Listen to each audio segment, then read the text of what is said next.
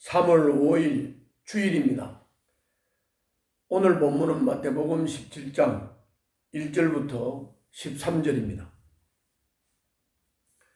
줄거리를 말씀드리면 예수님이 제자들 앞에서 영광스러운 모습으로 변화가 되었습니다. 제자들과 함께 변화산에 올라가셔서 베드로와 야고보와 요한이 함께 했습니다. 깨달음이 더딘 제자들을 믿게 하시려고 하늘에서 오는 표징을 보여주신 것입니다. 앞에 말씀 16장 1절에서 표징을 보여달라고 했죠.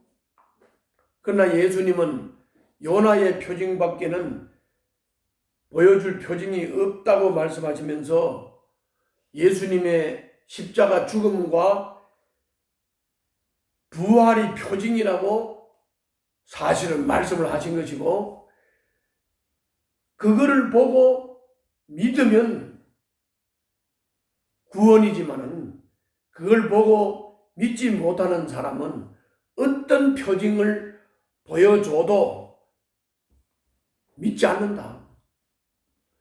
예수님의 십자가 죽음과 부활이 곧 표징 중의 표징이요 기적 중의 기적이다. 그것이 지옥이냐 심판이냐 하는 갈림길이다 하는 것을 말씀하셨죠. 자, 이 줄거리를 기본으로 해서 본문을 좀 더 상세하게 설명하도록 하겠습니다. 오늘 본문 1절부터 3절을 보면 엿새 뒤 예수님은 베드로와 요한을 데리고 높은 산에 올라갔습니다. 변화산이라고 하죠. 거기서 예수님은 변화가 되었습니다. 모세와 엘리야와 대화하는 모습을 제자들이 봤습니다. 그리고 이어서 4절부터 6절을 보면 베드로가 이 현상을 보고 감격을 했습니다. 그래서 그 감격에 겨워 초막셋을 짓겠다고 예수님께 말씀을 드리고, 그때 하늘의 음성이 들려오고 베드로가 두려워서 땅에 엎드렸다고 4절부터 6절에 기록되어 있습니다. 산 위에 이와 같은 변화된 예수님, 그리고 모세와 엘리야와 대화하는 모습을 본 이 경험은 황홀했습니다. 그러나 그것은 당장 그들이 누릴 복은 아니었습니다. 이것은 마지막 날에 고난과 죽음을 이긴 믿음의 백성이 누릴 영광이었습니다.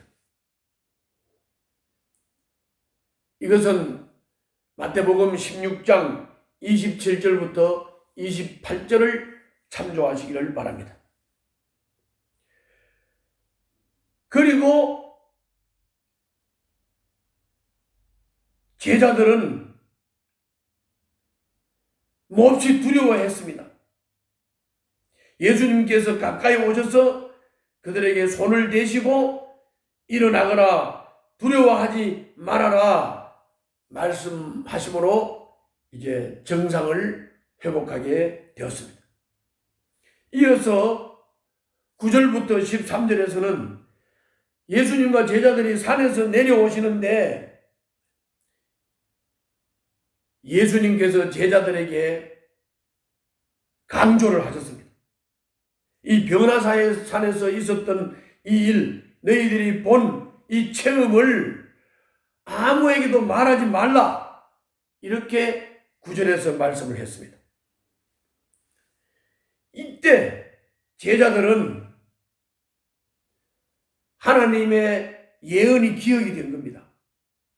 엘리야가 먼저 와야 한다는 율법 학자들의 말을 예수님께 물었습니다. 메시아가 오시기 전에, 그리스도가 오시기 전에 엘리야가 먼저 온다고 했는데 그 뜻이 뭐냐? 이렇게 물어본 겁니다. 유대 사람들은 종말에 모세와 엘리야가 재림할 것이라고 믿었습니다.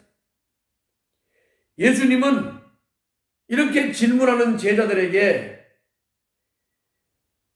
이미 엘리야가 왔다고 말씀했습니다.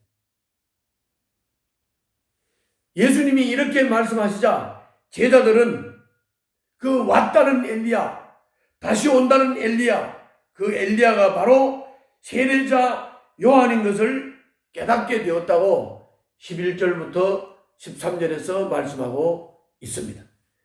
이것이 오늘 본문의 내용입니다. 자, 그러면 오늘 본문을 중심으로 해서 나타나고 계시되는 예수님은 어떤 분이신지 두 가지를 살펴보도록 하겠습니다. 먼저 1절부터 3절과 5절을 보면 율법을 대표하는 모세, 선지자를 대표하는 엘리야, 이 율법을 대표하는 모세와 선지자를 대표하는 엘리야의 사역을 환상 가운데서 대화하는 모습을 보고 이 율법의 대표자와 선지자의 대표자의 이 사역을 예수님이 계승하시고 완성하신다는 것을 보여주시는 것입니다. 율법의 가르침과 선지자들의 예언은 십자가의 그리스도를 통해 모두 이루어지고 완성된다는 것입니다. 당시에는 그들이 깨닫지 못했습니다. 어렴풋이 그저 확실하게 깨닫지를 못했습니다. 어렴풋이 깨달았습니다.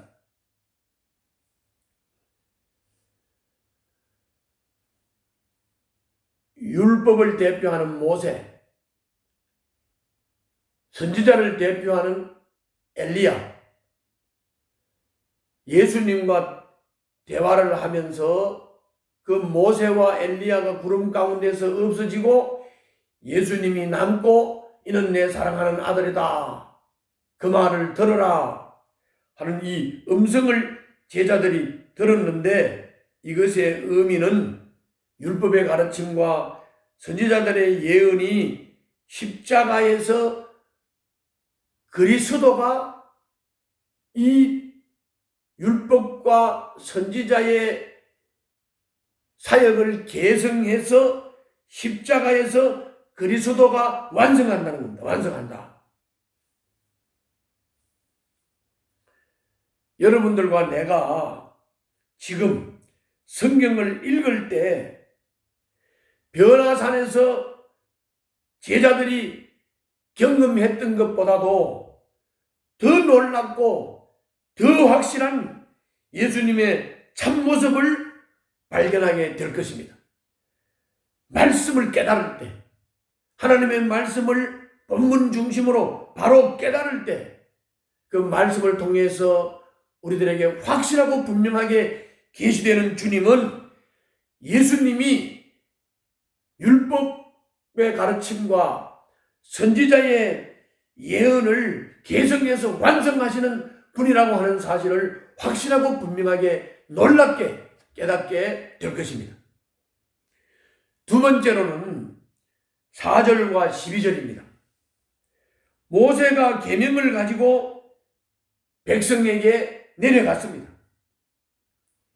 엘리야가 약속을 붙들고 산 아래로 내려갔습니다. 그렇듯이 예수님은 무리가 기다리는 산 밑으로 내려가서 십자가를 지실 것입니다. 지셨습니다. 십자가를 지고 내려가는 그 길은 좁은 길이지만 천국을 향해 가는 유일한 길입니다.